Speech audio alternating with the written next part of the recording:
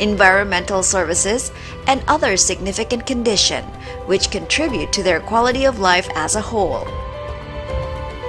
There is little doubt that Indonesia's vast biodiversity plays a hugely significant role in reducing the impacts of climate change. By preserving its biodiversity and its ecosystems, Indonesia can help support the entire planet's sustainability and ensure a better future for all humankind.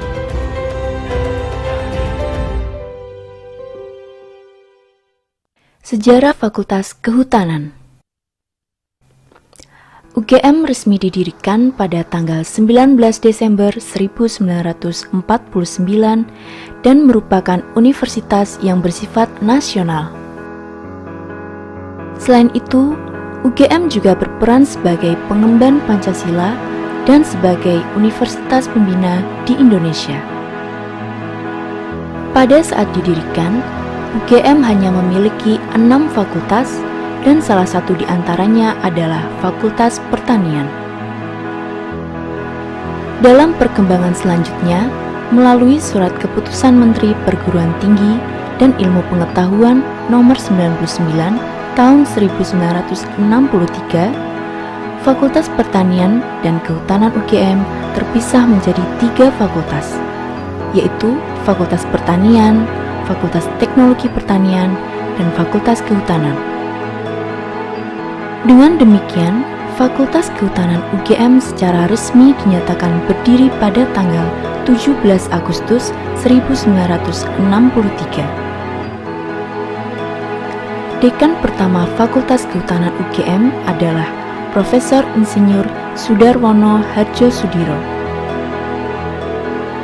Berdasarkan SK Direktur Jenderal Pendidikan Tinggi, SK Dirjen Dikti nomor 163 tahun 2007 tentang pengaturan program studi dan Surat Keputusan Rektor nomor 89 tahun 2010 tanggal 1 Februari 2010 mensahkan perubahan keempat program studi di Fakultas Kehutanan menjadi satu dengan nama Program Studi Kehutanan.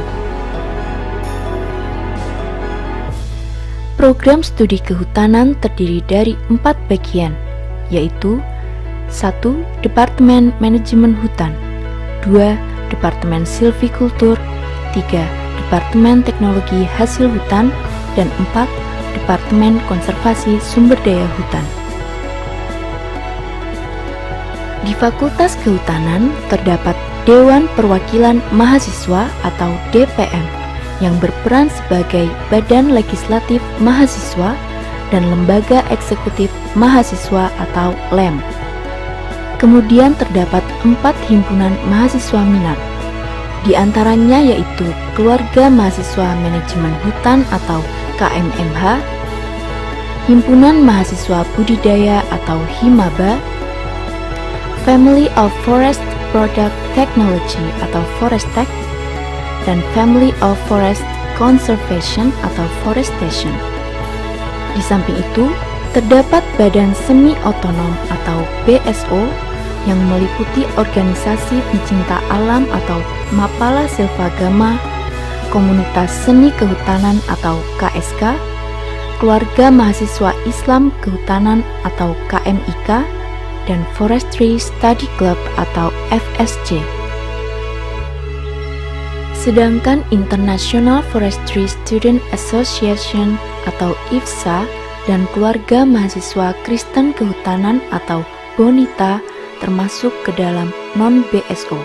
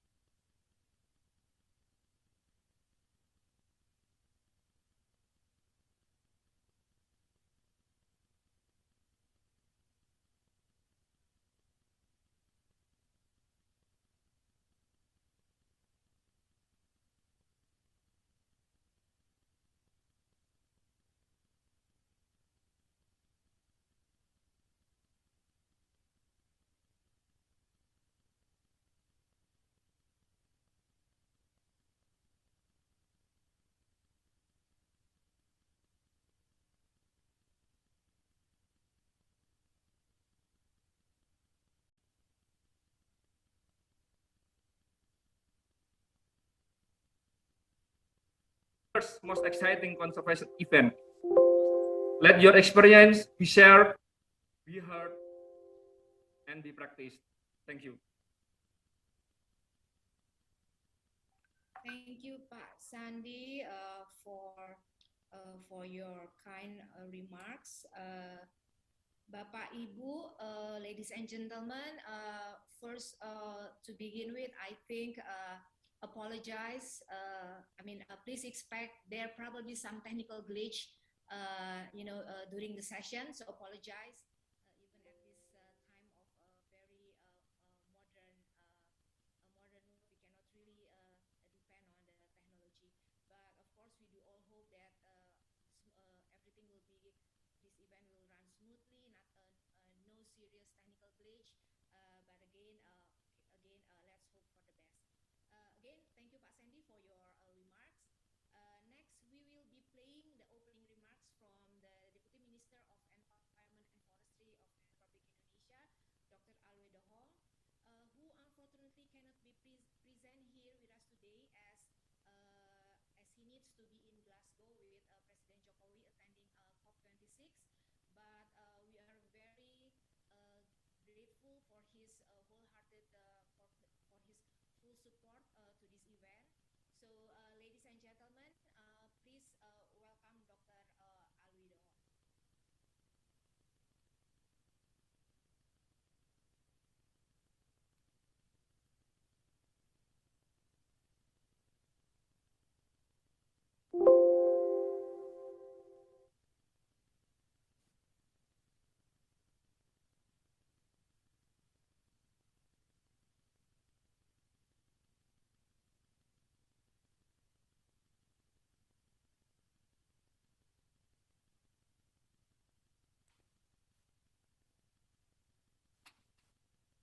Again, there might be some technical glitch. Please kindly wait for the video to be played.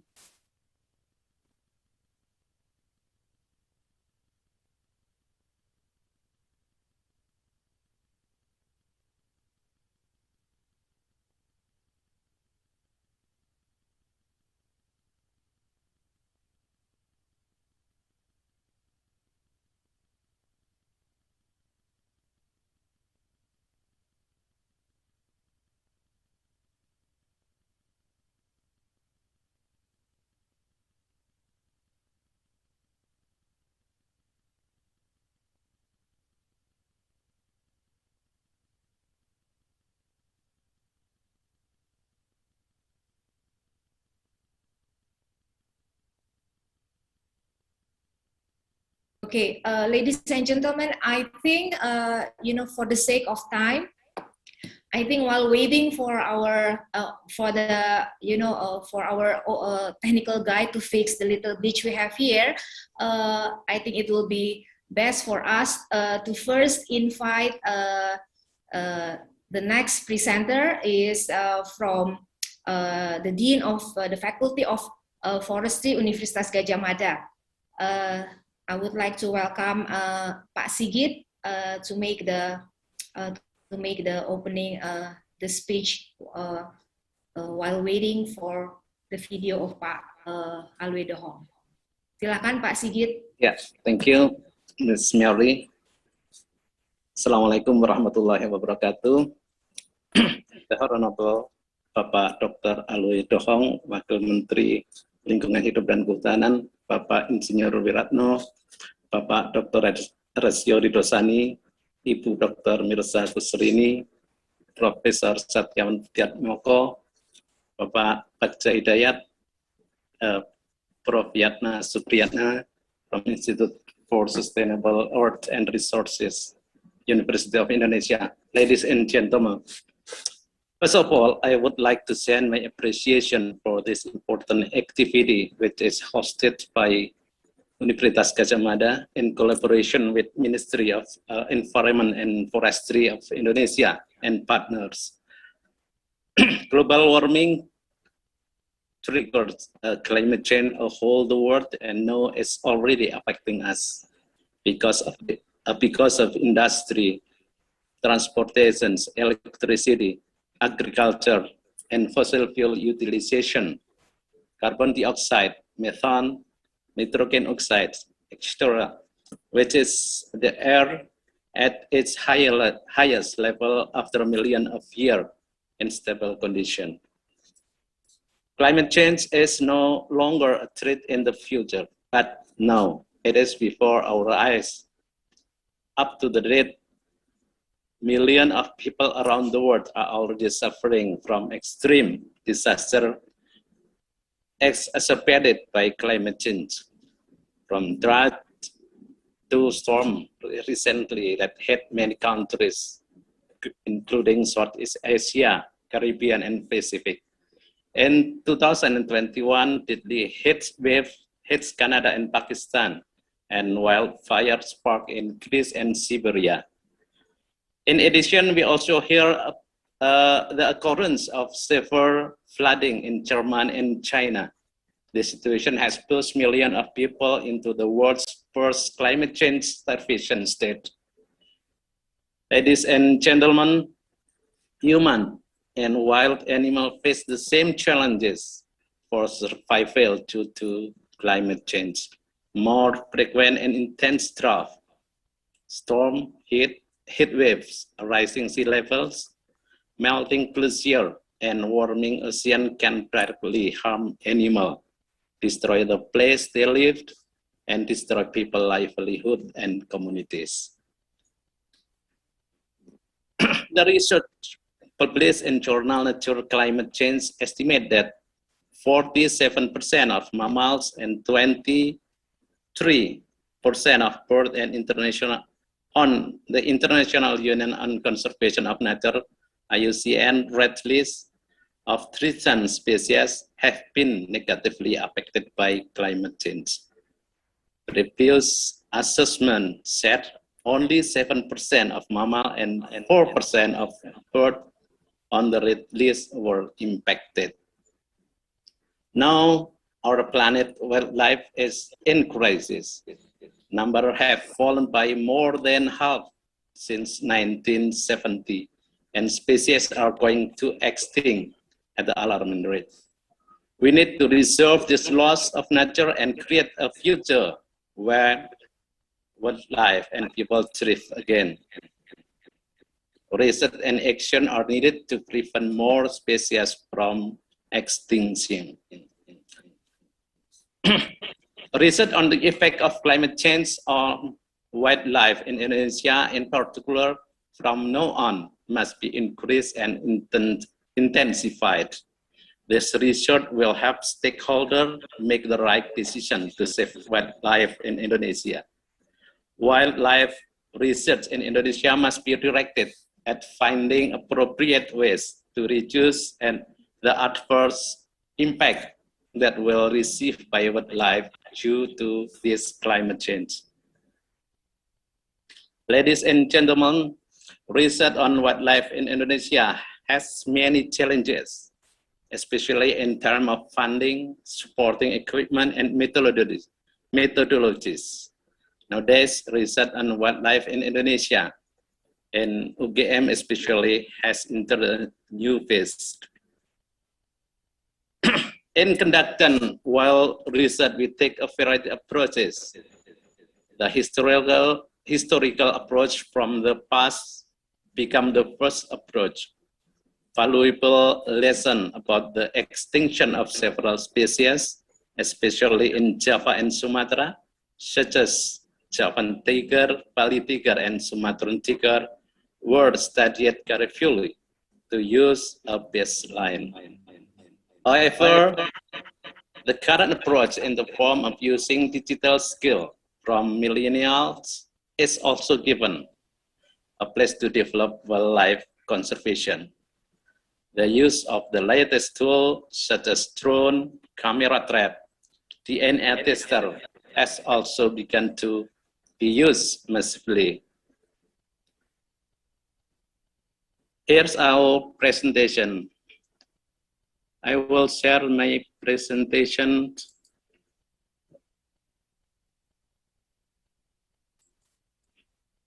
I'm so sorry. Host disabled participant screen. Would you like to give me co-host so I can share my presentation. Mary, can I share sure, presentation? Sure, Pak Sigit, you will be granted the access. Okay. Oh, still disabled.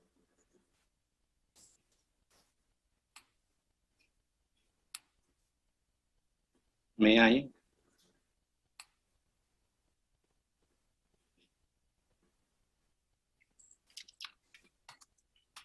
I still cannot share screen. Okay. Okay, for saving time, I just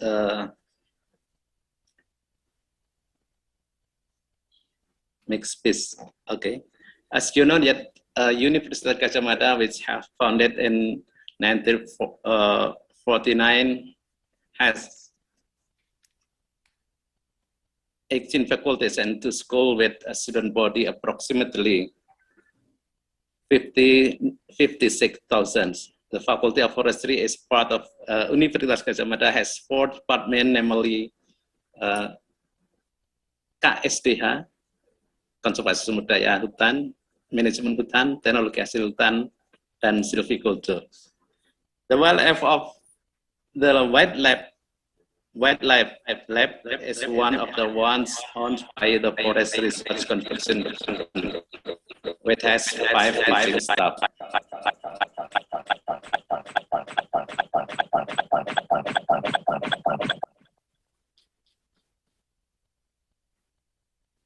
Furthermore, in the modern era where humans spend a lot of time, spend a lot of time in front of the internet, conservation activity can still be carried with the help of the digital devices that they use.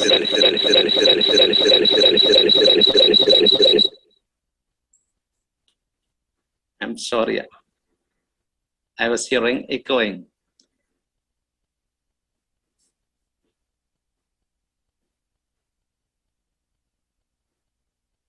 Okay, for saving the time, I cancel my presentation, I think. It's better like that. The last but not least, to avoid the worst effect of climate change, we need to significantly reduce global carbon emission. But we must also prepare for the significant and unavoidable consequence of carbon emission. Thank you very much. Assalamualaikum warahmatullahi wabarakatuh. Thank you, Pak Sigit, for your presentation. And again, apologize that we have some issues in technical issues in here. But ladies and gentlemen, we will later share Pak Sigit presentation. We will share you the links to presentation by the presenters today. Next, I would like, I think we have solved the problem with the video. So next, let's listen to the welcoming remarks made by the Deputy Minister of Environment and Forestry of the Republic of Indonesia, Bapak Alwe Dohong. Honorable Director General, Conservation of Natural Resources and Ecosystem, the Ministry of Environment and Forestry. Honorable Director General, Law Enforcement, Ministry of Environment and Forestry. Honorable the Dean of the Forestry Faculty, the University of Gajah Mada. Honorable Dr. Mirza Busrini, representative of IUCN and ICCS. Honorable Professor Honorable moderators, ladies and gentlemen, speakers and participants, good morning and greeting from Glasgow, the UNFCCC COP26. We believe that wildlife conservation ought to obtain greater interest within the global climate change discussion happening worldwide. The last COP26 have been witnessing the discussions tackling climate change are focused on energy transition, transitioning from fossil fuel to renewable energy, and forest conservation efforts.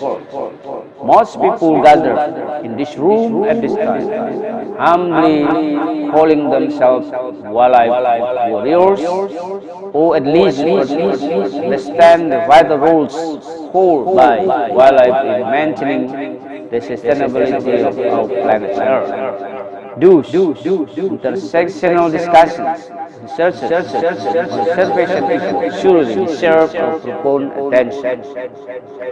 Ladies and gentlemen, the manifestations of climate change are contested. We are witnessing the global climate anomaly disrupting food commodity stability, the emerging of infectious and genetic diseases, and a Pandora box of deadly viral infection. Climate change poses a clear and present danger to humankind. One of the reasons why I'm here in Glasgow with countries' leaders, academicians, civil society organizations, and heads of corporations. Everybody agrees that climate change is not a problem that can be solved by a single country, single organization, single company, or a single branch of science and technology. Ladies and gentlemen, I believe the same goes with wildlife. We all believe that wildlife plays very significant roles in tackling the climate change. Wildlife conservation is just as critical as energy transition and forest conservation agenda. Wildlife also forced to deal with climate change, just like us as humans. The extinction of wildlife species would compromise human life. IUCN 2021 Red List found an increase in likelihood of wildlife extinction worldwide. As for Indonesia, IUCN Red List 2021 mentioned 839 forests and 1,194 faunas are in the verge of extinction. Thus, it is clear for us why the opening of ceremony of Wildlife Ecology, Conservation and Management International Conference Wecmic 2021 with theme entitled The Urgency of Wildlife Conservation Agenda in the Global Climate Change Discussion. We need to push wildlife conservation to be on the equal position with energy transition and forest conservation on the global climate change discussion. Ladies and gentlemen, distinguished speakers and participants, the discussion we have today is the icebreakers of 1 month-long Wecmic 2021. The topic chosen for the seminar is Human-Wildlife Interface in the Tropic, Current Status and Future Challenges. These events can't be more timely as the COP26 runs at the same time, just in the other side of the world. Ladies and gentlemen, speakers and participants, Indonesia, located strategically in the tropic, has one of the highest biodiversity in the world. Thus, Indonesia has the critical role regarding wildlife conservation. This event should initiate a breakthrough as a pioneers and empowering role models of wildlife conservation in the field, study and future evaluation. Due to the Indonesia's strategic and critical roles, strengthening and sustaining Indonesia's tropical wildlife conservation agenda is very important. Moreover, with the feasibility in becoming global wildlife research hubs for the wildlife conservation. We live in this time of rapid advances, industrialization, and lavish consumption. Such anthropogenic behaviors has impacted the human beings themselves, including wildlife conservationists around the globe. Ladies and gentlemen, distinguished speakers, and participants. The Ministry of Environment and Forestry of the Republic of Indonesia, through its working unit or UPT, dispersed around Indonesia, is developing conservation collaboration, amplifying function, and interlacing networks with relevant stakeholders. This conference, WCMIC 2021, served as a forum where exchange of knowledge, experiences, skills, and conservation best practices among Indonesian wildlife conservationists, stakeholders, and international fellows from all over the world would occur. This might be the first forum in Indonesia that provides intersectional discussion platform on wildlife conservation. Policymakers, academicians, practitioners, corporations, and government and publics. Allow me to express my acknowledgement to the hard work of the host of this forum, the Ministry of Environment and Forestry, the Faculty of Forestry, the University of Gadjah Mada, and likewise to those supporting organizations such as GEF, UNDP, CIWT, and Perspectiva. I have witnessed a high enthusiasm regarding this forum.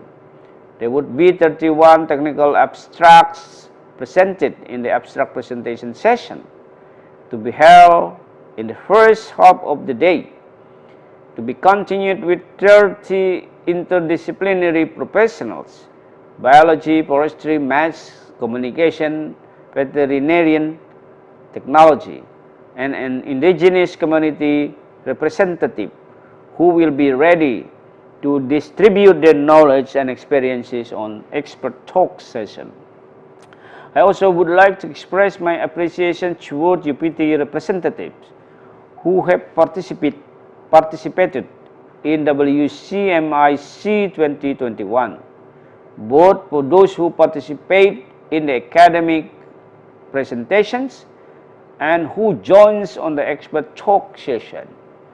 This counts as a crucial step toward excellence UPTs around Indonesia. My biggest hope is that WCMIC 2021 succeed to facilitate and raise awareness regarding the critical roles of the wildlife to the whole ecology system and especially to human beings. Wildlife serve beyond cute and adorable, being rather, they hold such a notable contribution in the safeguarding the Earth's ecological cycle. The wildlife conservation, without doubt, is our responsibility as a human being. As the climate crisis remains evident, we are held accountable for it.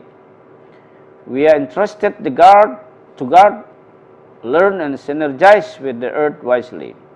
It has been honored to be among such inspiring and empowering individuals and to be able to present my perspective before you all. There is no planet B. There is only one Earth where we live in, which we should care. Have a fruitful discussions, and thank you very much for your kind attention.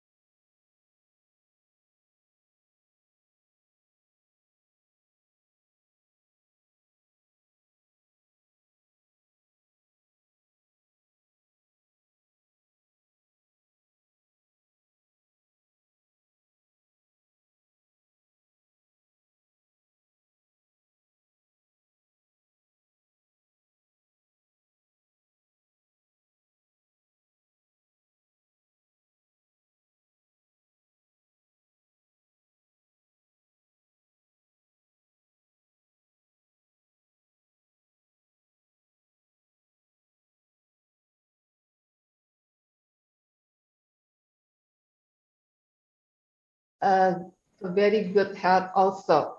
So each panelist will have 10 minutes to give his or her presentation, and I will notify when the time is 1 minute left. Okay, so the session will be conducted both in English and Bahasa when we deem we need to change to Bahasa. And first, talking about wildlife conservation, we cannot separate from its primary habitat for sure. And Indonesia is known as one of the largest tropical forests, which is home to the wildlife biodiversity. However, as we know that our forests also experience pressure from land conversion.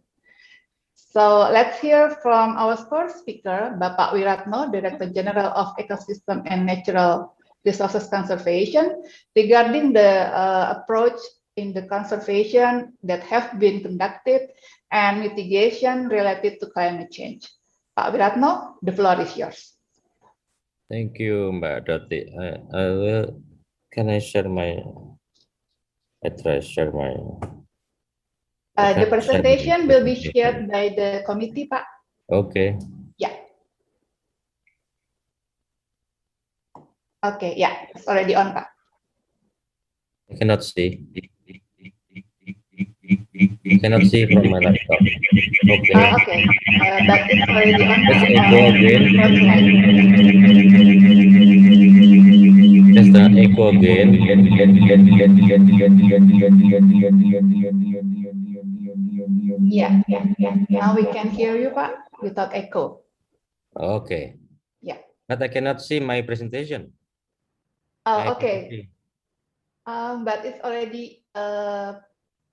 already displayed, and it's the first slide, Pak. I cannot see from my laptop. That's the problem. Oh, okay. Let's see. Can we work things out? If I am becoming host, maybe I can share. I can help. Okay. Yeah, Pak. Wait. I think the committee is working on that.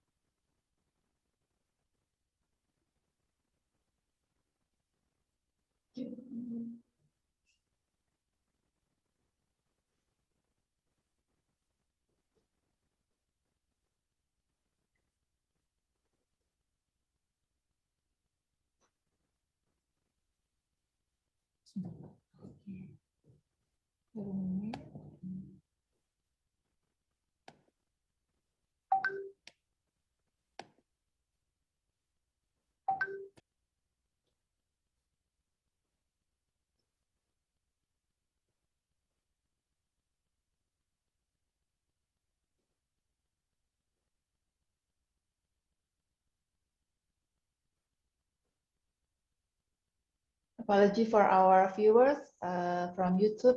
We have a little technical glitch. We will be waiting for the committee to sort things out so Pak Wir can see his presentation.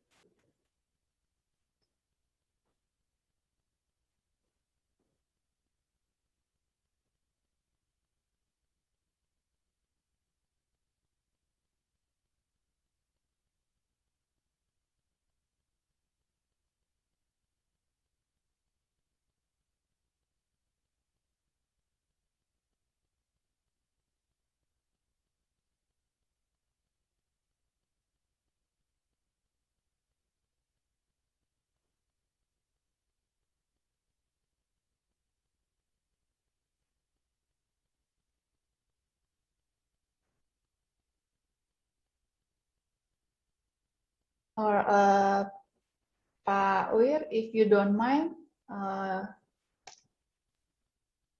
to start your explanation, Pak, and then we can share your presentation afterwards. It's difficult to talk without. Okay. I have already. Truly sorry, Pak, for the inconvenience. Maybe yeah. Pak Iding can help me. My PPT is already in Pak Iding. Pak Iding can help me. Can you help me?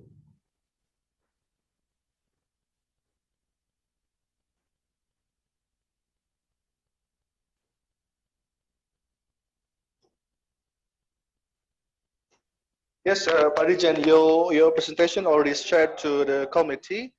I think let the committee to share the screen, and then I do apologize for this glitch, and I would like to inform you if you could pin the screen of Wecmic committee, you might see the presentation, sir.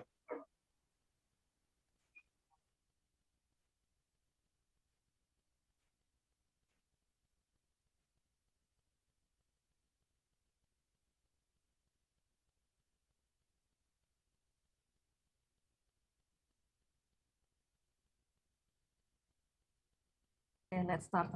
Can we start from the beginning first? Presentation, please.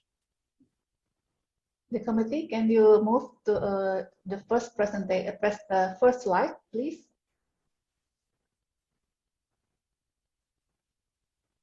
Previous slide before this one.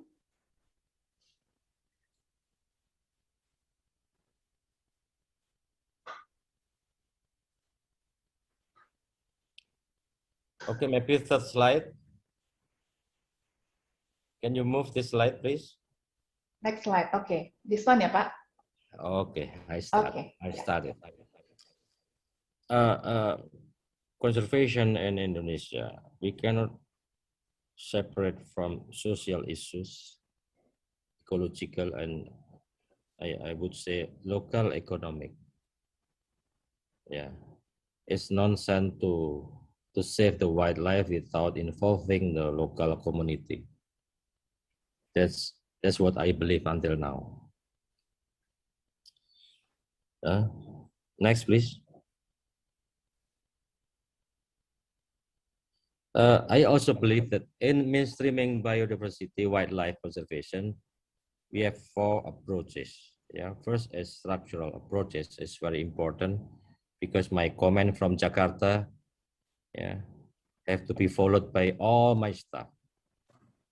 6,500 staff, or even with the non-ASN, the honorary staff, I have almost 10,000 staff.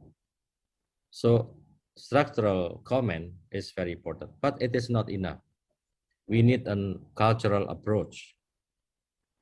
Internally, when you talk about saving the forest, you have to get the help and support from the Sultan. Yeah, so cultural approach is important. In Bukit 12 National Park, we have to change totally the way the park manager to prepare the zoning system by involving the Sukuna Dalam with all their knowledge and experience,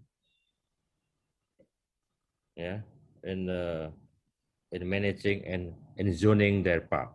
So since 2004, for instance, yeah, Bukit 12 National Park is designed from the home of orang rimba, 54,000 hectares for orang rimba. This is the cultural approach. And regulation approach, not regulation. In fact, this is the not regulation, but the law enforcement. We need still law enforcement and the educational approach. You want to see my face? Okay. Next slide, please. So there is a mixed approach.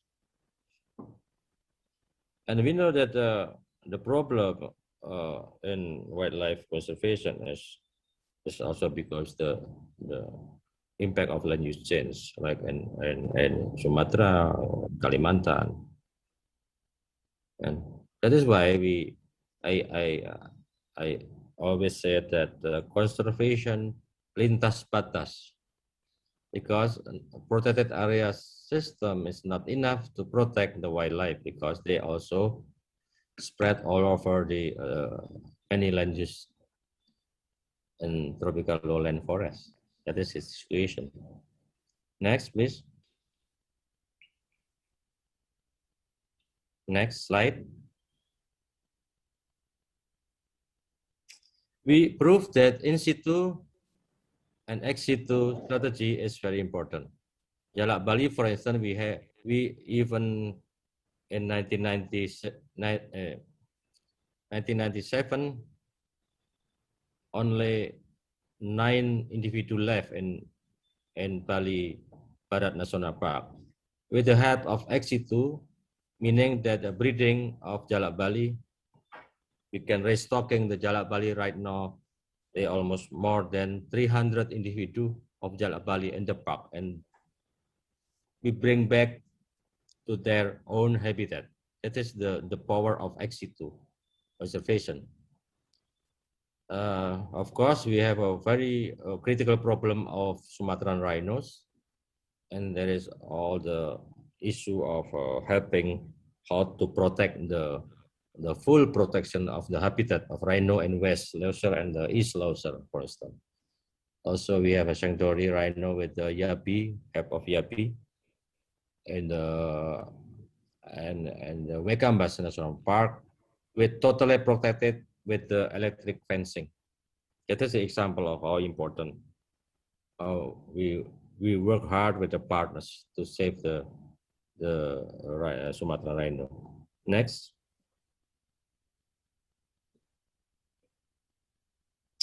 The Javan hawk eagle is there is a good news, because right now almost 515 pairs of Javan eagle and 69 habitats.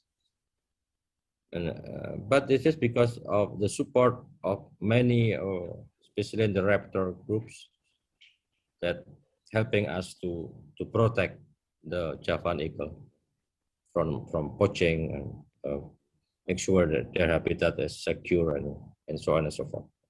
Next. We also developing since 2012 in Kupang. In the left side is the Candida spongia. It's very important for anti-cancer, and now it's still on the process to develop this.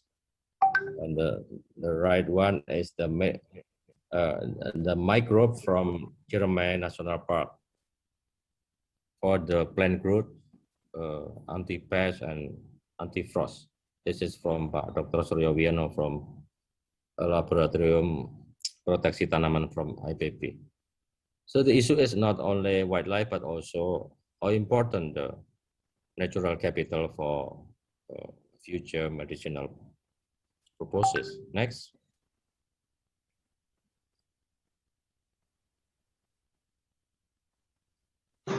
We have a strategy on how we involve the local community to work, and we have a kemitraan konservasi, and right now it's already 254,000 hectares. Yeah, the villages get their access for 5 years to get a non-timber forest product or ecotourism managed by the local community, but also we can ask them to help us if there is a wildlife human conflict, or reporting if there is a wildlife in their area of kemitraan konservasi. Yeah, so we involving the local community. Almost 18,000 people and working or join this program. Next. I believe on the pentahelix collaboration, but it is not easy. But in the future, we have to work with the private sector, with academia, with the local community, with the media. Yeah, we start this in saving Sumatran rhino, for instance, and other wildlife in Sumatra and in Kalimantan. Next. And developing and establishing collaborative multi-stakeholder, we got from Pak Wahyudi Wadoyo, there are 3M, yeah, mutual trust, mutual respect, and mutual benefit. Next.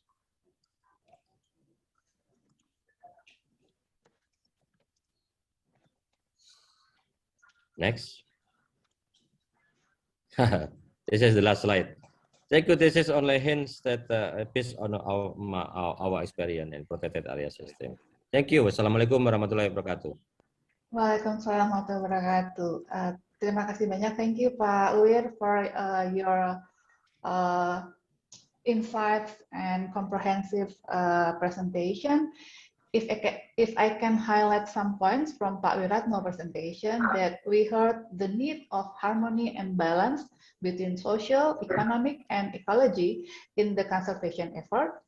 And we also need a multi approaches, whether it is structural, educational, cultural, and even regulatory. And also in the practice, the mix of in situ and ex situ conservation. And last but not least, the importance of working together, whether with community and other related stakeholders in the collaborative effort. Again, thank you, Pak Wiratno, and apologize for the technical glitch that you are facing previously. Next, we will hear from our second speaker. We learned that aside of the threat from the habitat loss due to land conversion, the wildlife also facing exploitation from illicit trading.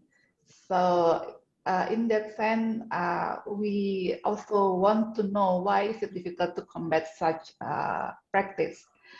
And I would ask Pak Yazid Nurhuda from the Director of Criminal Law Enforcement from KLHK to convey his presentation. Pak Yazid, the floor is yours.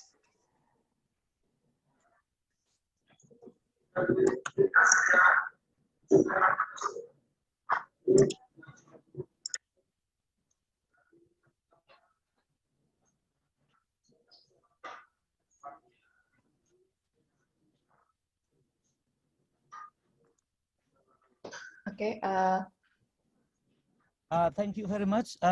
Wait a minute, I am still having difficulties on to connect our PPTs. So okay, Pak. 1 minute. Yeah. Thank you.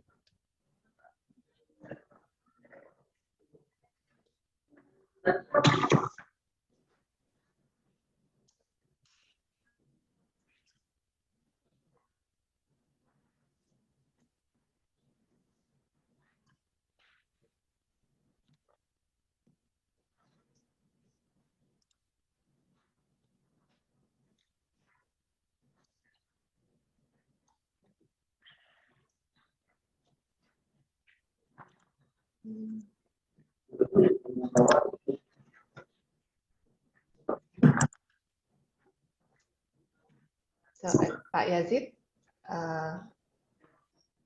can we start, Pak? Yes, thank you very much. Thank you. Okay, is it clear? Can you hear my voice? Yes, Pak. Loud and clear. Okay. Okay, thank you very much. Assalamualaikum warahmatullahi wabarakatuh. And good afternoon, ladies and gentlemen. It is great honor for us, the Director General of Law and Enforcement, Ministry of Environment and Forestry, to be invited in this special event. And we would like to extend our special thanks to the committee for your hard work to host this important conference. First of all, I would like to apologize my Director General, Pak Dr. Rasyuri Desani, that he not able to attend this meeting since at this moment he has another assignment for our ministry, yeah, to attend the COP26 in Glasgow.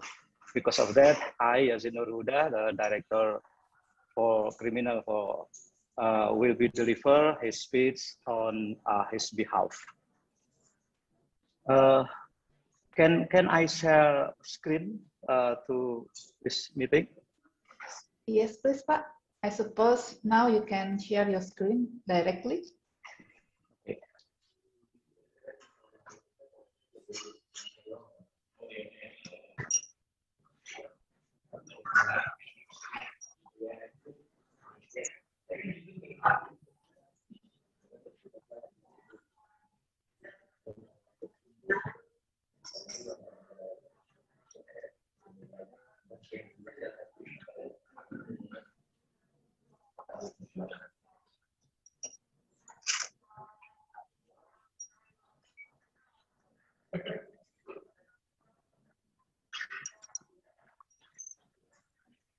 Okay.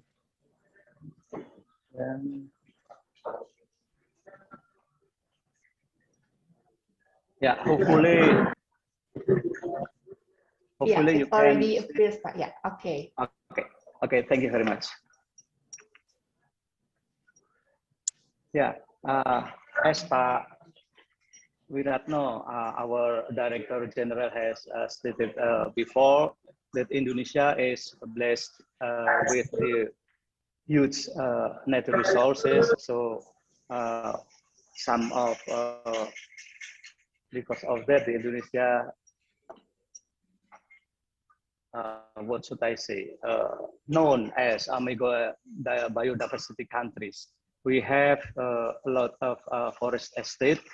Yeah, it is almost 1,026 million hectare of a forest estate, and the home of 133,693 total species.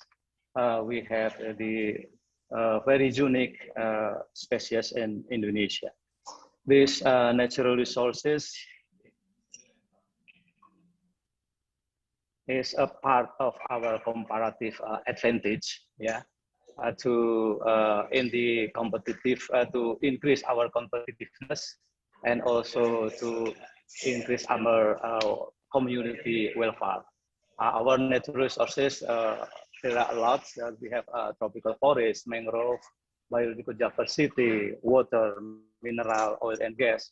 Sunlight is almost 365 days in a year, and also good climate that we have the sun in almost 1 year. At the same time that we have the huge natural resources, we also have the threat to that resources. Yeah, in our experience that we have the forest and land fires, and also illegal logging, forest encroachment, illegal mining, and also the specific with our discussion today is hunting and trade, illegal trade of wild plants and animals. So because of that, law enforcement is needed to make the to make the compliance culture, and to achieve the justice for our resources. Yeah, our Indonesia, and this is my biodiversity threatened, yes, since we have 1,246 species to extinction, and 100 every year, and 79 tiger killed within 5 years, and so on.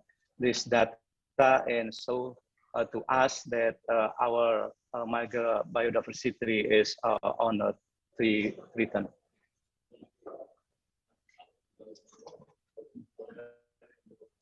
Wait a minute, I can see my. Yeah, wildlife, plants, and animal crime, including hunting, transportation, torture or killing, shipping, and alienation. A threat to the decline of Indonesia's biodiversity, yes, and hunting or illegal use of protected wildlife, wild animals with high economic value. In the world, turnover reaches 10 to 20 billion US dollar per year. Is it fourth largest after the drug trade, weapons, and also people trafficking. In Indonesia itself, turnover reaches Indonesian rupiah on 9 trillion per year. So there are several modus operandi related to the wildlife crime, such as bribery, forged documents, smuggling, poaching, trafficking with traditional, or also they use the technology with the online. We identified the characteristic of the wildlife crime. It is an organized crime. So we found that not only single people or single criminal that we find in the wildlife crime. Usually, the organized crime, it consists of many peoples and also several modus operandi. The second characteristic is high profit, low risk, and then synergy between utilizing information technology and the modus operandi. They can conventional, close or certain inter-community, domestic and international network, and broken chain system. And the challenge we faced in enforcing this wildlife crime is because of law of public awareness, synergy between law enforcement officers is still not really good, or I mean that we need to increase our synergies and also capacity of law enforcement officers, such as species identification, digital forensic analysis, animal handling techniques, and intelligence, and so on. So we have to increase our capacity and capability of personnel enforcement officers. Yeah, it's also very needed.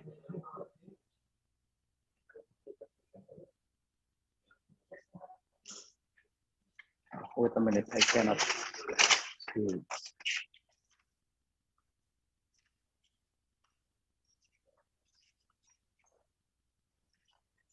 Yeah, wildlife crime is across sector crime. As I mentioned before, is wild plants and animal crimes is usually related to another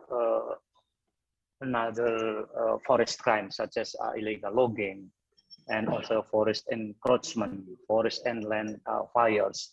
And then usually, or not usually, but some of them related to marine crime, money laundering, corruption, and also guarantee and custom. So to enforce that wildlife crime, we usually make a close collaboration with the other enforcement officer, yeah, such as from the customs and also guaranteeing, and some of them with our KPK or national police to conduct the enforcement on corruption and money laundering. This is the collaboration for wildlife, plant, and animal crime countermeasures. Yeah, in the national, we make a collaboration with national police and also guaranteeing custom and excise, national cargo institution, and also, of course, with the Attorney General and Indonesian Financial Transaction Report and Analysis Center, Corruption Eradication Commission, and so on. And also the national non-government organization is also very substantive, very crucial. Yeah, they usually help us in intelligence information on the wildlife trafficking. And in the international, we also make a collaboration, coordination, and communication with the Interpol, United Nations Organization on Drug and CITES Secretariat, ASEAN Working Group on CITES, or ASEAN WEN, and so on. So I just want to show that in enforcement on wildlife trafficking, we already have the coordination with national and also international level. Pak Yazid, Yes. you have 1 minute left, Pak. Okay. This information is related the provision on Law Number 5, 1990, concerning conservation of the living natural resources. I just want to show that there are good law with the imprisonment and fine sentence, and this is the result of the enforcement, performance on law enforcement in Ministry of Environment and Forestry 2015 and 2019. So some of them that related to wildlife rights. And this chart, we can see that there's already 1,123 cases that we bring to the court. Some of them, the first or second largest crime is on the wildlife crime. So that's all. This is the specific law enforcement on animal and wild plants, and I think that's all my presentation. And the last information the last slide can be discussed in the discussion session. Thank you very much for your attention. Thank you, Pak Yazid, for your comprehensive presentation. Among the highlights of Pak Yazid's presentation, our natural resources is our comparative advantage, and law enforcement is important to enable a compliance culture to combat organized crime in wildlife crime. And synergy between law enforcement, both national and international, is needed. And for sure, awareness of people not to involve or support the wildlife crime or illegal trading. Next, we will hear from our third speaker. When we talk about threatened species, the indicator that we often heard is the IUCN Red List. We also heard earlier. But exactly what is the Red List, and what does the extinction of a species mean for us humans? So I would like to invite Ibu Mirza Kusrini. Ibu Mirza is Regional Vice Chair of the South and East Asia Special Species Commission, IUCN. Ibu Mirza, the floor is yours. Thank you very much. May I share the screen?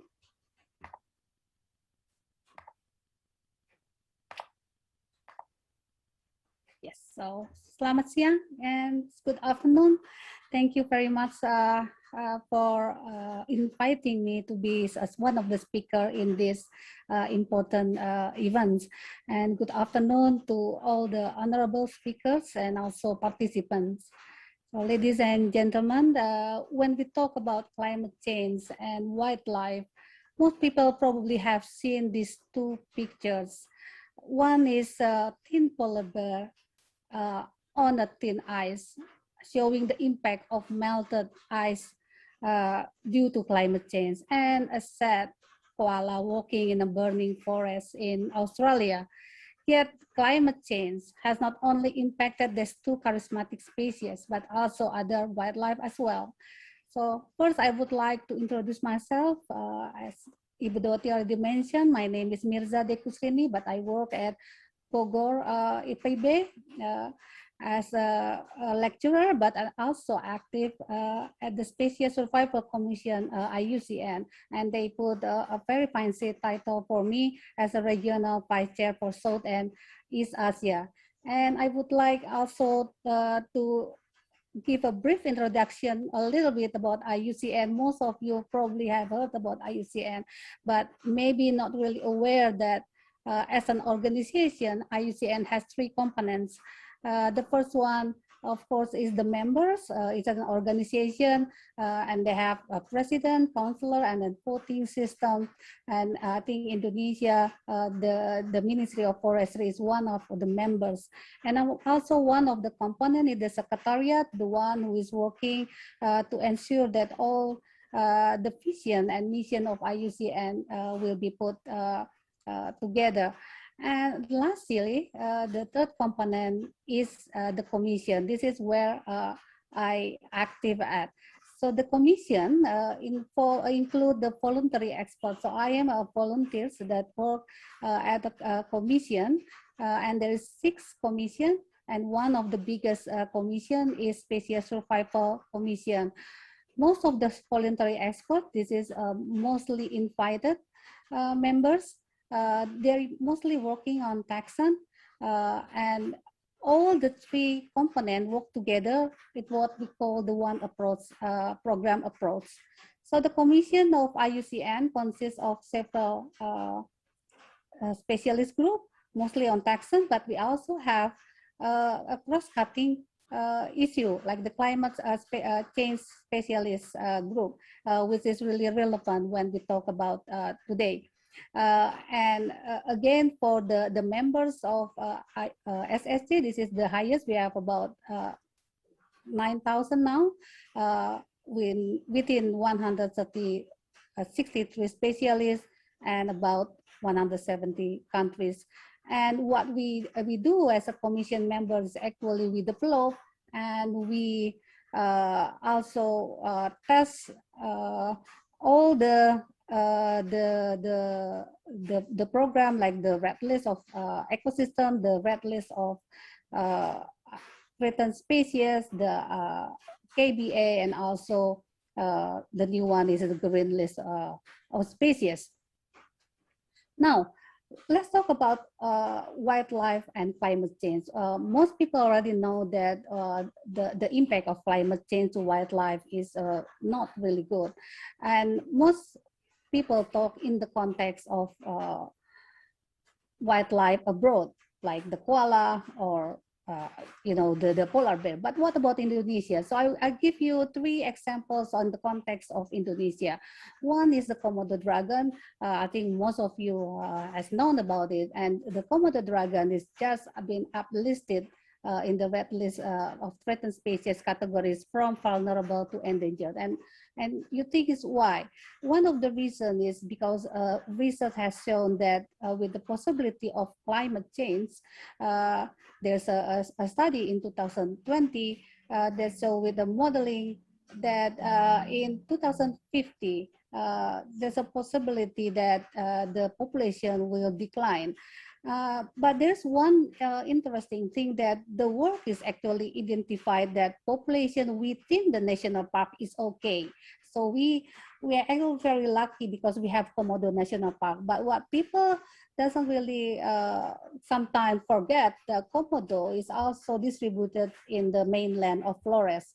And this is the problem with the mainland, because they are not protected. They are really vulnerable to habitat change and loss and everything. And as such, it will, of course, affect the population of Komodo.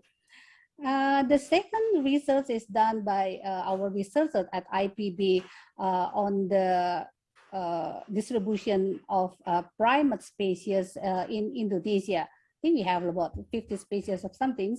And Chandro, which is our PhD students, and his supervisor developed a model to make 2 scenarios about what happened if there's an increase of temperature.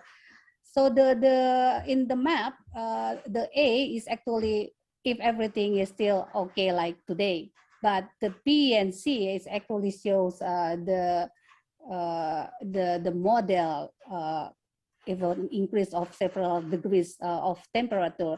And you can see in the B and C that in the increase of temperature, the population of primate, the distribution of primate in several islands will be decimated, then mostly in Java and also in Sulawesi. So the research has actually showed that about 30 species of primates in Indonesia are likely to be extinct by 2050. So this is not really a good, well, it's a good result for the researcher, but not a good things for us because we might lose about half of our species of primates. And the third one, the last one, is actually not a model, but this is a study done by myself and my students. So this beautiful frog, this is very small actually. This is one of the endemic frogs in Indonesia, only mostly distributed in Mount Gede Pangrango National Park, and it is critical endangered, and also the only species that is now protected.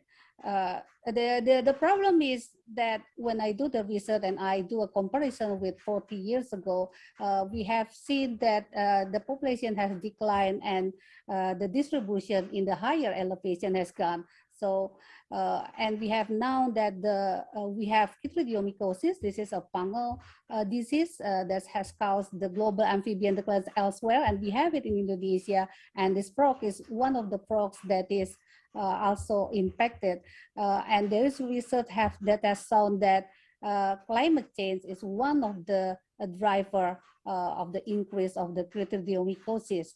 And Pickford et al. In 2010 is actually has summarized what is the projected impact of climate change on Southeast Asian herpetofauna or amphibian and reptiles, which shows that with the increase of even 4 degrees, there will be a drier area and low, and it will impact the population of the amphibian and reptile.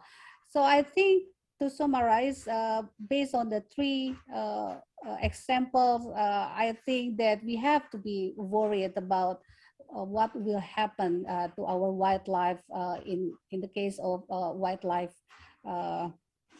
in the case of global warming. And I think I will end my presentation just saying something that's probably cliche, but everyone had heard it.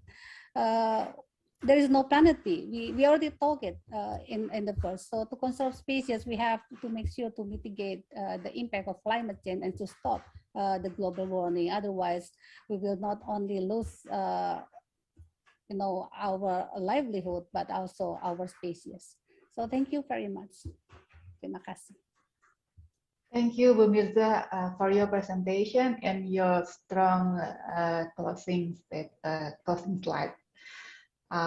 Bu Mirza bring the sense of proximity with what we have in Indonesia, with not only charismatic species like Komodo, but also other species that perhaps we are not aware that it has important roles in the ecosystem. The more species that are included in the red list, meaning the higher the pressure experienced in the form of changes in the habitat conditions.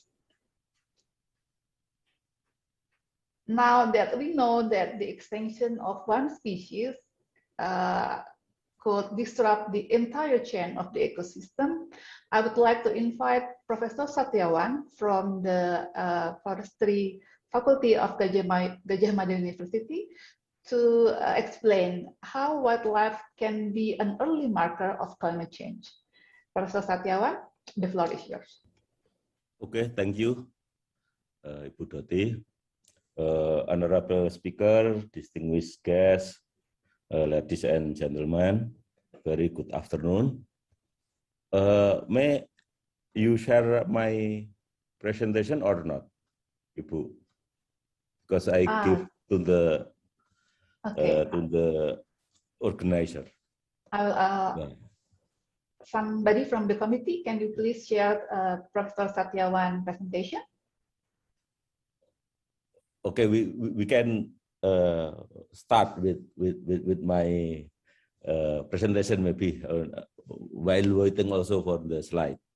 Thank you. The committee has asked to me to talk about the role of wildlife as early warning system for the negative impacts of climate change.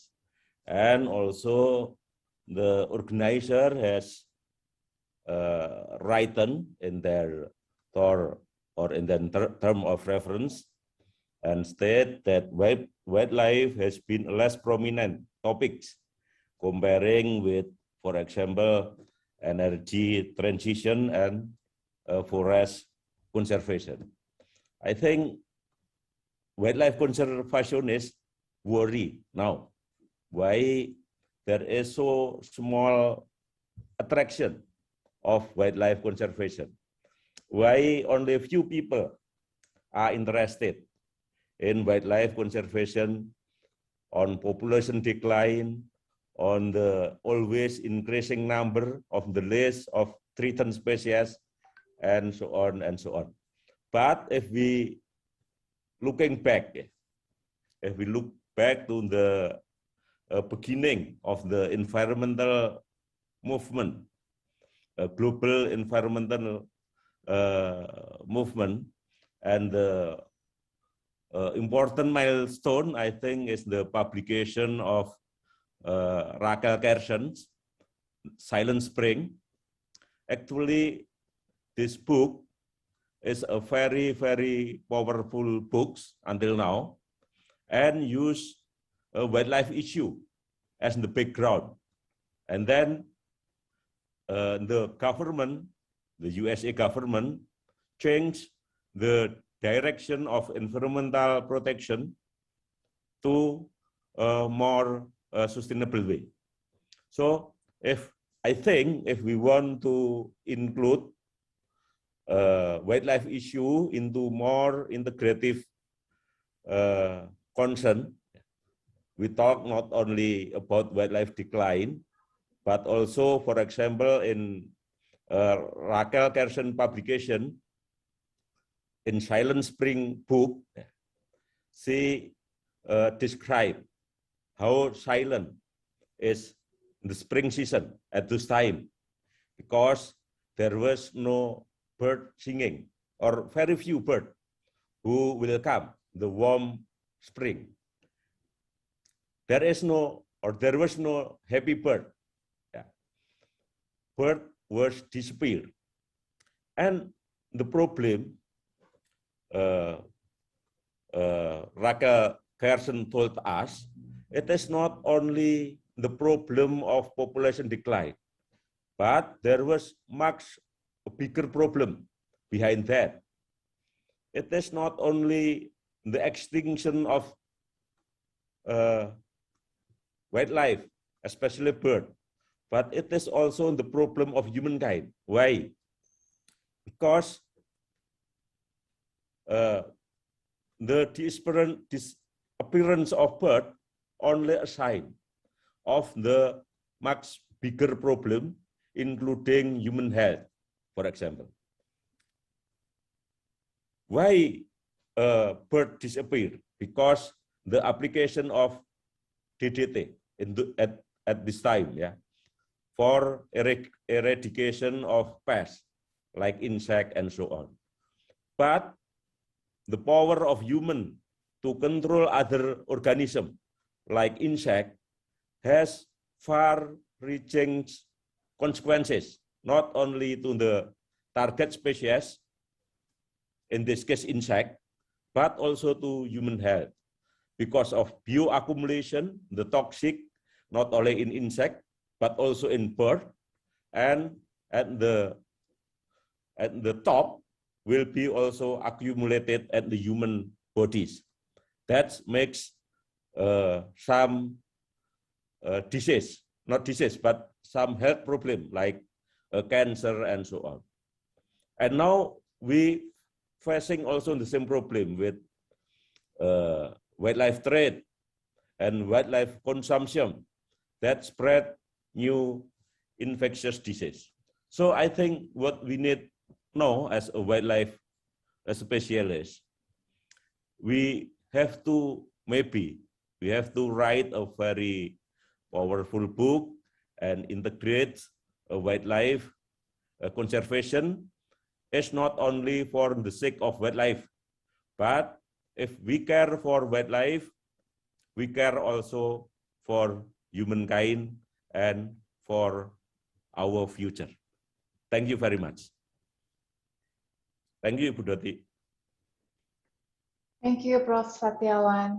I apologize for not able to present your complete presentation, but fully noted, Prof. Your last word is such a powerful word, wildlife for humankind.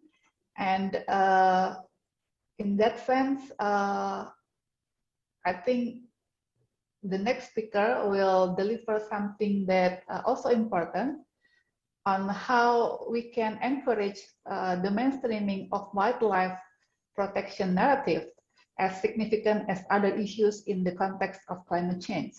So I would like to invite Bapak Bagja Hidayat, Executive Editor of Tempo Magazine. Pak Bagja, the floor is yours. Thank you, Bu Doti. Happy to see you again. Thank you for having me in this important seminar. Honorable speakers and ladies and gentlemen, good afternoon. This seminar is important and in the middle of COP26 and of course, in the middle of climate crisis. Greta Thunberg, the environment activist from Sweden, proposed we use climate crisis term instead climate change because for push us to get a sense of urgency perspective. So I will present about how media see the wildlife conservation, or how communicate the conservation in the with the or correlation with the climate crisis. Like Pak Aludohong, Deputy Minister of Environment, mentioned before in the remarks. And I think because this issue still getting little attention, we still focus on to decrease deforestation, prevent forest fire, avoiding the emission, and so on, due to climate crisis. So let's start.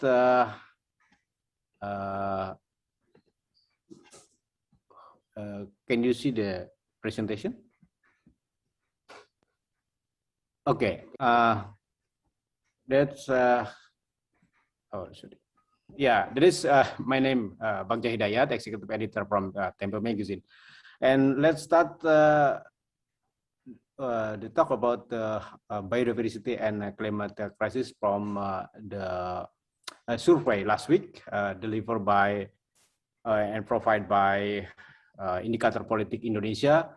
And this is the important survey for us. The Indicator Politik is deliver question to more than 4,000 respondents to ask them what issues are you worry about now and then. And respondents say that environment damage, corruption, pollution, and climate change is the worst problem right now.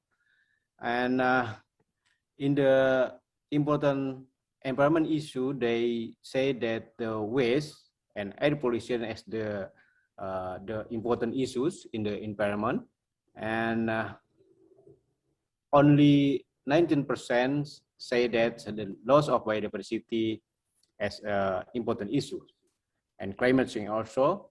And then so we have the data that in the young people, because the respondent is mostly young people, Gen Z and millennial, and then we now that the young people in Indonesia have a perspective that climate change and the environment damage as they worry and the most important issues right now. But they mark of the loss of biodiversity is still low as an important issue. on the environment. And on the climate change as main causes, that the respondents mostly said that deforestation. Not only one that the respondent, the young people mentioned about the loss of biodiversity on the climate change main cases. So deforestation is the important, and yeah, that is the main thing of the causes of the climate change. But the young people in Indonesia still not mention about the biodiversity. Biodiversity, only 1% the respondent. That's a problem of they worry in the future. There is important data for us that and gave us the big picture that what the problem on the communication to deliver that wildlife conservation in the perspective of our young people. So young people do not realize that protect biodiversity is a low solution in one time. Yeah, we have the pop-up, for example, that's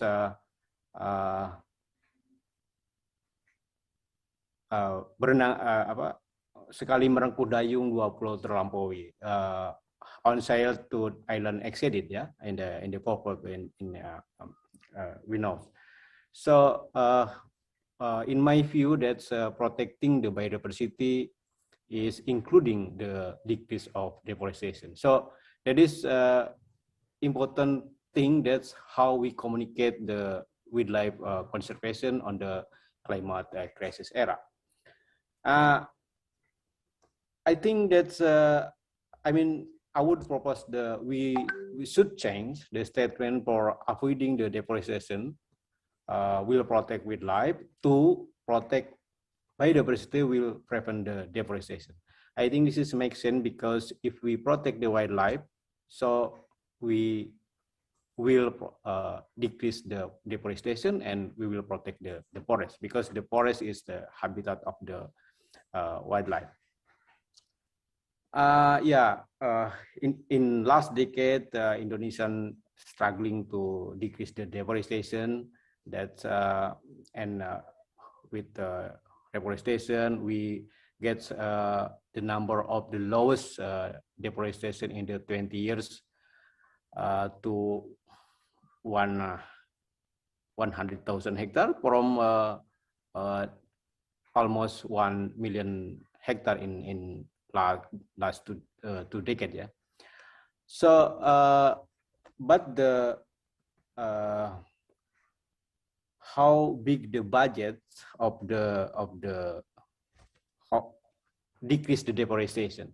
So if we change the perspective to the protect biodiversity first, then deforestation, maybe we can get the awareness from the public and we'll get the sense of urgency in the climate crisis era. Yeah, in 1 month, for example, that's in the fact that in Aceh and in Riau, in the 1 month, the Sumatran tiger died from the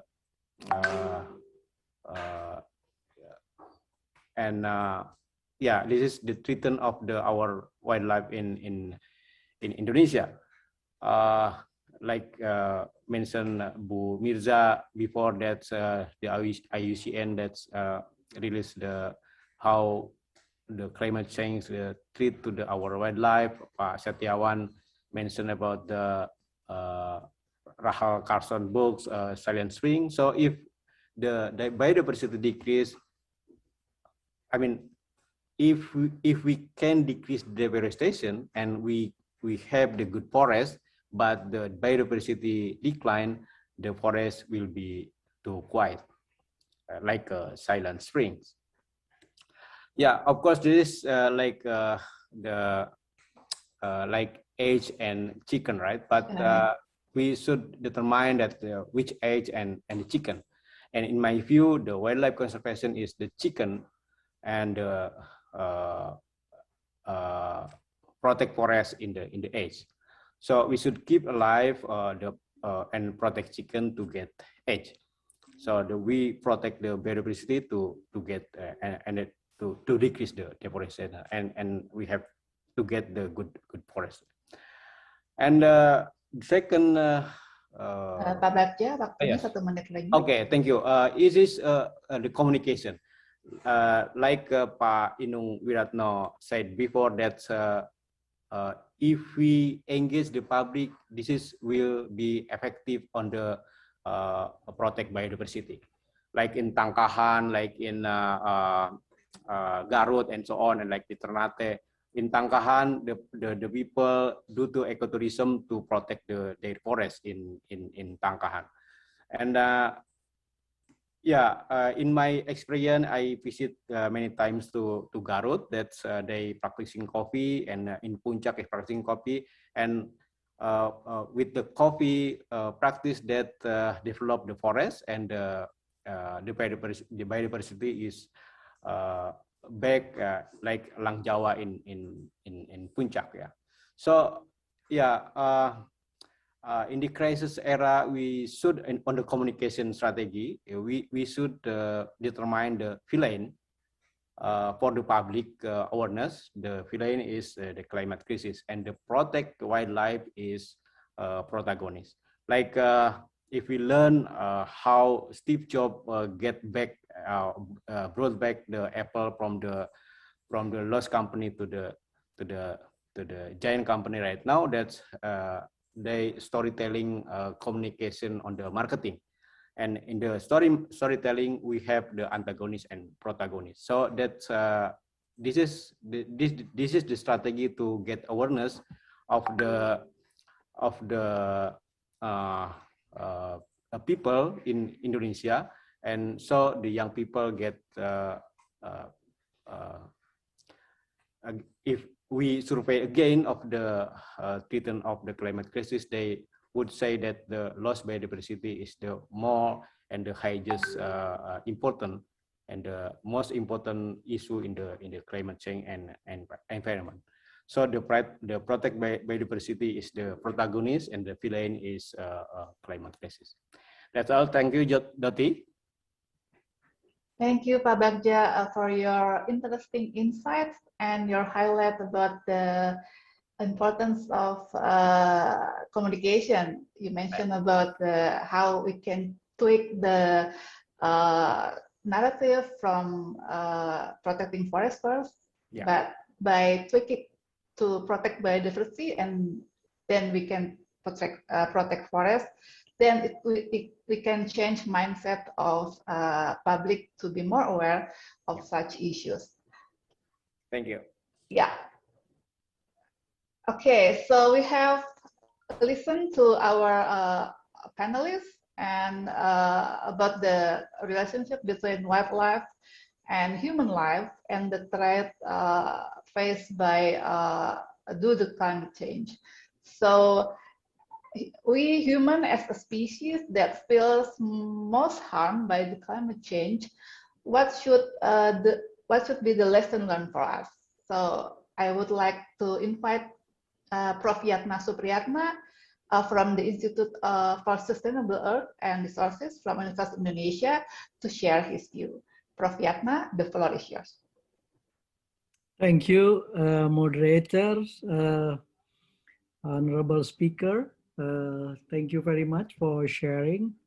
So the committee will ask me whether that I can really summarize and review what that really have been done. So, but then I like to have everybody to share my screen here. If that's really, is my screen already okay? Yes, already. Thank you. Thank you, Bu Doti.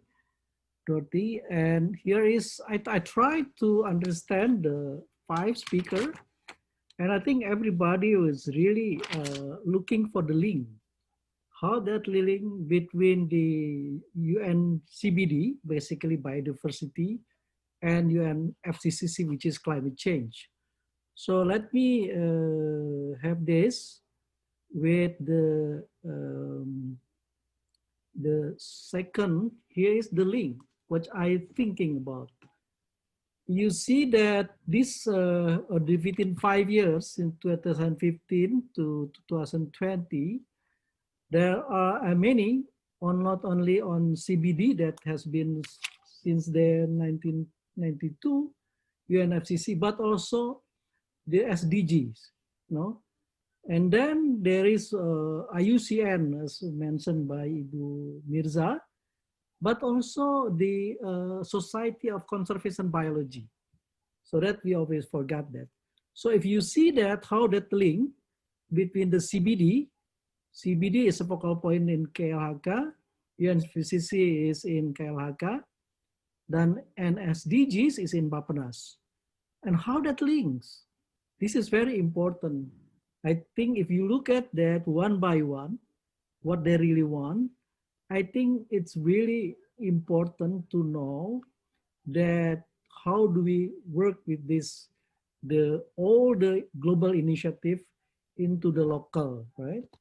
So the next I want to look at what is the global issue between the UNFCCC and CBD. As you may know that there's a 4 after the Earth Summit, that CBD, UNFCCC, the Forest for People, and of course the Agenda 21. But I want to link this between CBD and biodiversity and climate change. If you look at the article of Kyoto Protocol and CBD, which is the Nagoya Protocol, sustainable forestry, all similars, you know. Adaptation, I think CBD has not that really an adaptation measure. Monitoring, of course, similars. Impact assessment, of course, and financial mechanism. So I think what we have to do in the policy-wise, as mentioned by Pak Wiratno, Pak Ludohong, and everybody, that how do you mainstream? The mainstreaming that CBD into the UNFCCC. Why is it? Because UNFCCC is a very global, attended by world leader, while in CBD, never. And this is really important. UNFCCC is $200 billion commitment, not in CBD. So biodiversity is always in the second, even maybe the third, as mentioned by Pak Bagja. Look at that, only 1%. So you can see that why is this biodiversity, as Pak Satyawan said, you know, yes, of course, you know, Rachel Carson is mentioned about this very big impact, but not in the real, so not so much. So sounds public policy rests on the knowledge, science, and research. As you mentioned by the last speaker, Pak Bagja, knowledge of biodiversity is very small to the communities. Science, more than that. I think maybe science less than that. So let's not so many people understand that. And research, of course, you know, even very small. You counted how much money and the university, the whole budget, even the LPDP and other thing is a very small. So how we mainstreaming this landscape scale instead of just doing the Komodo, doing this, doing that.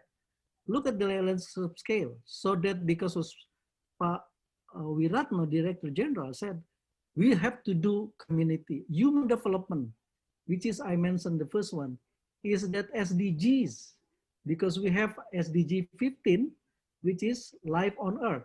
It's basically biodiversity. Okay, and then biodiversity mainstreaming can focus on what? National, global, but also finance, land use, taxation, all these things, just like climate change. Why is climate change so much money while biodiversity, not even $2 billion? This is the problem, you know. And then I will try to get this to the research. What that research has been done. How about climate change and biodiversity? This is Maury in Nature Climate Change journal. So he said, is increased climate change, decreased biodiversity, as mentioned to most of the speaker. But what is it, you know? How that lost opportunity and diversity dependent on primary productivity. We never connected to primary productivity. What is that? Agriculture. We never did. I think this is really a very, very strong, because lost biodiversity, lost food and everything. So I think that has to be taken considerably. But what does the science tell? I think it's the really warming May in 2050, 37 species, that the nature tell. But what is this, I think is already mentioned by the Dean, yeah, Pak Sunardi, that's mentioned about these numbers already. But what is it? I think the impact on the wildlife is 8, fitness, habitat loss, disrupt migration, food and forage abilities, structure, physiology order, disease manifestation, as Bu Mirza said, pollution and contamination, all. Has anybody done research on this in Indonesia? I try, but it's very small, very little doing this. So, and then I try to look at what that's really, what does really mean to the plant. Because we know that we lost now about maybe 100 orchids in Indonesia. But we never noticed about this. There are a lot of many. Why is that? So the science can tell. I collected the whole science about what that really impact to the plants. And then as Ibu Mirza mentioned about this, the global amphibian is mentioned about Bu Mirza, that in Indonesia is already there because of Bu Mirza. But we need to more Bu Mirza more, you know, scientists who doing all these things to the climate change. So what that really mean? The empty forest syndrome. This is the worry sum for anybody in the world, that we lost, you know, we can still have forest syndrome. We still have a good forest, but empty, but biodiversity. I think that's why Pak Huda, I think that's mentioned about this wildlife crime, Pak Yazid. Why is that? How many trillion, maybe $1 billion that they lost? But you know, you can see they're all still good forests. You can do all this REDD, climate change, but the biodiversity there. That's why in the Bali Accord or in the Paris Agreement, REDD++ means that biodiversity has to be plus the sustainable forest criteria. Most of research in Indonesia, mostly on the local, like that before, the local environment. But what is people, as Pak Wiratno said? And then if you are further, not only local environment, just like, you know, encroachment, all these things, but people is very important, very powerful. But also climate change. How did that in? How did that go to the climate change? And we study all these global and how that Indonesia is a very pure, only few people working on this in Indonesia. And that's why I think this is very worrisome, because not so many research on it. In fact, as previous speaker and many others, that Indonesia is the mega diversity countries. I think we lost this opportunity, right? Here is how we get this. We need to quantify. We need to land cover. We need, the most important is socio-ecological. We always forget all biologists like me, you know, socio-ecological history around the site, the adat people and so on, we always forgot. I think this is really the way that, why is that biodiversity loss it's not recognized by everybody because we always, and then how does, here is my study in 2020 in global ecology and conservation, deforestation and primate habitat, as mentioned Ibu Kusrini too, Bu Mirza. Is this really going to be happen? Yeah, and my studies also that really changes, really changes. But is that modeling as people in climate change? No. Biodiversity is not modeling. It's a science-based and evidence-based. You can do all modeling like Komodo has sea level rise and maybe they're going to be extinct, but that's modeling. It's more possible. But biodiversity is a fact.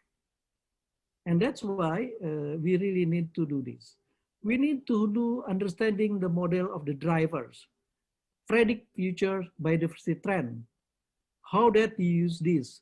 There's so many science already there. And this is an example of climate change and wildlife. Need a real science. This is the left side, this is the ANOA and the Babirusa.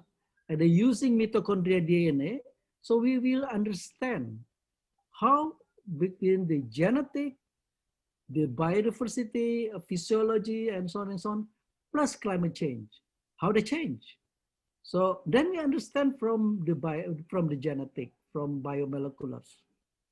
And the right side, we also can understand the bird respond to the climate change with the occupancy theories, with many other theories in the conservation biology. So I think because the short, I would like to say that this is the how that the recession and the climate change and the last is going to be biodiversity. The biggest wave, not climate change, the biggest wave is biodiversity. Of course, you cannot live when the emission level and then the warming up to 2%, 3%,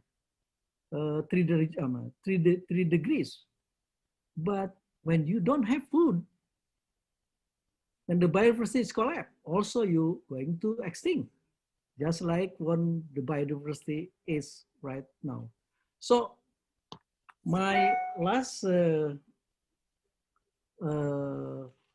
conclusion, not conclusion, but just observation, it seemed to me that we really need to mainstream biodiversity into climate change because there's so many possible, as I mentioned, there's so many similarities, but we really also need all this biodiversity, not only by KLHK, by us only, the university, by public. We need just like Greta Thunberg for biodiversity. Thank you very much. Thank you, Prof. Yatna, for your holistic views on what all speakers have conveyed. It is a reality that the threat of wildlife is real and collaborative effort between all related parties is important to mainstream the climate change and biodiversity issues. And on that, we still have much homework on how we can create a sound policy that based on research, science, and knowledge. Okay, because we don't want to have a good forest yet empty biodiversity. So actually, we have come to the last piece of our discussion. I would like to invite all speakers to give the closing statement or call to action in regards with our discussion today, starting with Pak Wiratno. Pak Wir, if you may. Yes. Yeah. Thank you. Thank you, Pak. Mainstreaming biodiversity is not a lip service. It is very hard work at the policy level, at the national level, but we also need to do the real thing at the local, at the site level. Yeah, so we should consider the digital era. The communication we have will be very different. Right now in Indonesia, there are more than 120 million people using smartphone. So I believe that even though in the digital era, we have to work at the field level to avoid what Prof. Yatna said about the empty forest phenomenon that's happened. And we have to avoid that by working at the field level with a collective action. Whoever they are willing to work with us, with the scientists, with my staff, and even the media have to go to the jungle to save the biodiversity. Thank you, Mbak. Thank you, Pak Wiratno. And next, I would like to invite Bapak Yazid to share his closing statement or call to action. Pak Yazid.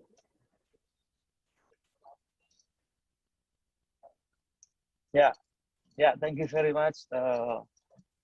As we know that the wildlife crime is very dangerous and give the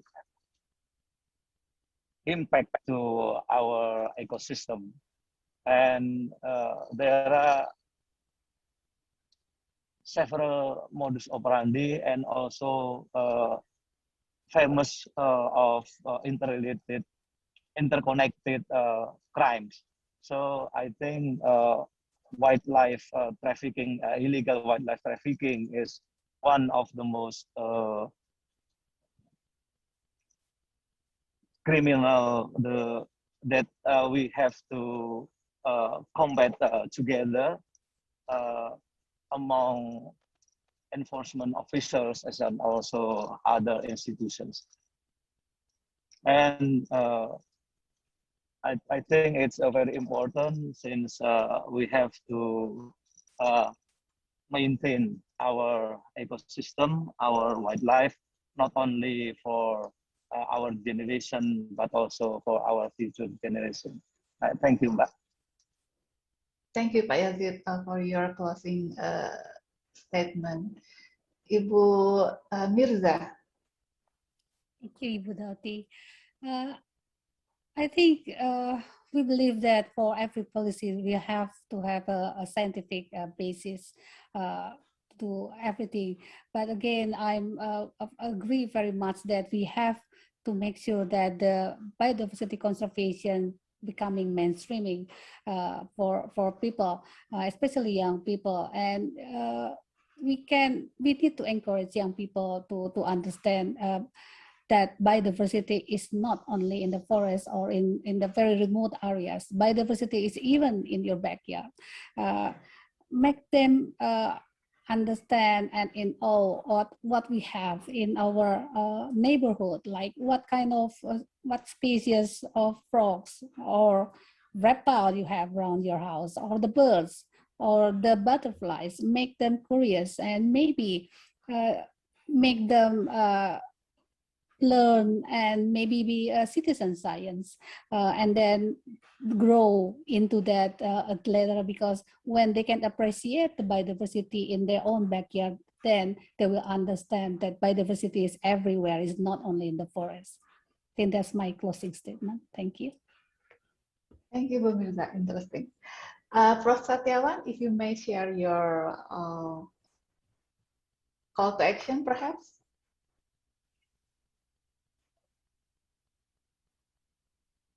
Okay, thank you, Ibu Doti. I just want to say that wildlife and human build the same system, and we are interconnected by many processes that is important for both of us, human and animal, and threats to one side will be also threat for other sides. That means if we can make wildlife safe, they will also save our life and also our future. Thank you. Thank you, Prof. Satyawan. And Mas Badja, how about you, Mas? What is your call to action? Yeah, thank you. I want to propose the new slogan for campaign and policy. That's the protect biodiversity first, and put it in all campaign and policy to prevent and mitigate climate crisis. Thank you. Wow, that's cool, Mas. Yeah. Hopefully, the regulatory can accept your proposal. And last but not least, I would like to, if that Prof. Yatna, perhaps again, Prof, you can highlight your call to action to all of our participants. Yeah. Thank you. I think what most important is how do we educate the books, the youngs, and look at the book that we have from the high school, from the primary and to high school, which is mostly is biodiversity in Africa and biodiversity, not biodiversity in Indonesia. Just look at that. And how do we love, for example, gibbon? They don't know gibbon. They only know giraffe. They know the elephants, you know, all the lions. So I think that as Pak Balja and everybody's, we need the media. Really trying to, what is love to nature means, you know, they call the biophilia in the biodiversity term. Biophilia means that the love to nature. Let's go back to that, because with the COVID, with everything, because of that, we are not so friendly to the nature. I think we have to love it. I think that's my message. Thank you. So spread the love to the nature. Thank you, Prof. Yatma, and all our panelists from today's discussion. We have such a fruitful discussion. I know I am. And thank you also for our participants that been watching this session through our YouTube live stream. And I will present the session back to Ibu Mary as our MC for today. Ibu Mary, over to you. Thank you very much, Ibu Doti, for leading the discussion. Bapak, Ibu, ladies and gentlemen, it's truly, I cannot thank you enough for the discussion this afternoon. I mean, amidst my, running errands, trying to fix this technical glitch, but I was following the discussion, and this is excellent. Again, I cannot thank you enough for all the excellent presentations, the new insights. First, of course, I would like to thank you. I would like to say my highest appreciation on behalf of the committee is to the Deputy of Minister, Pak Alwidohong. Hopefully, maybe we don't know if he's following our conversation. And then also to Pak Satyawan from UGM, Pak Dirjen, Pak Wiratno, and then also Pak Yasid Nurhuda, who's representing Pak Roy, and then also Pak Sigit Sunarta, Pak Jatna, Professor Jatna Supriyatna, of course, Ibu Mirza. Thank you very much, Bu, for your presentation. And also, I think, of course, last but not least, is to Mas Bagja Hidayat, who's really like bringing us like the whole new perspective about conservation campaign. Bapak Ibu, ladies and gentlemen, again, I think this is my 100th time to saying, apologize for the technical glitch. I think the saying right now is manusia berusaha, still the bandwidth menentukan, ya. So apologize, but tomorrow, the committee is working very hard to fix everything. So again, Bapak Ibu, I would like to remind you that we still have 6 more sessions during this for this Wecmic 2021. So tomorrow we have our first symposium. Bapak Ibu, I hope you can also join the discussion tomorrow. So tomorrow morning we will start with this abstract presentation. So we have 6 abstract presentation to be presented tomorrow. It's a mix from academician and also a representative from Taman Nasional. And then later in the afternoon, we will have the expert talk session. Yes, so we will have 4 speakers tomorrow. So I hope that you can join us tomorrow. Hopefully, try to promise it's gonna be on a better technical setting. And also for today's event, we will try to do some edit, so we are going to have like a better recording from our session. Again, Bapak Ibu, thank you very much. I hope our discussion today is going to be it's going to help raising the awareness of the importance of wildlife conservation. And then, you know, and your call for action is also something that we can think forward, and let's talk together. I mean, let's have further discussion how to make these things really happen, and then for the sake of Indonesia and also for the global sake. Selamat sore Bapak Ibu. Thank you very much. Thank you. Terima kasih. Sampai jumpa.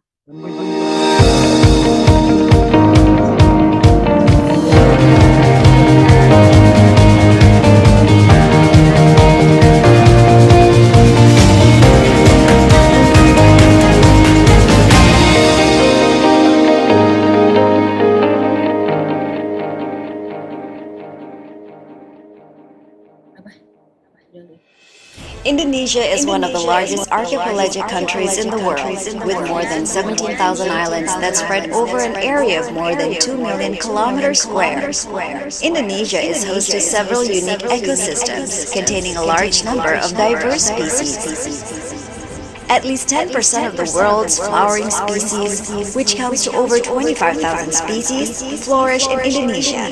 There are also 12% of the world's mammals, 16% of reptiles, 17% of birds, 6% of amphibians, and over 45% of fishes, all of which are parts of the nation's biodiversity. In order to preserve its biodiversity, which also contributes hugely to the world, Indonesia has taken significant steps in accordance to the national and global target on biodiversity framework. The government has allocated more than 500 units of protected areas spread throughout the country, with the total coverage area of 22 million hectares terrestrial and 20 million marine protected area.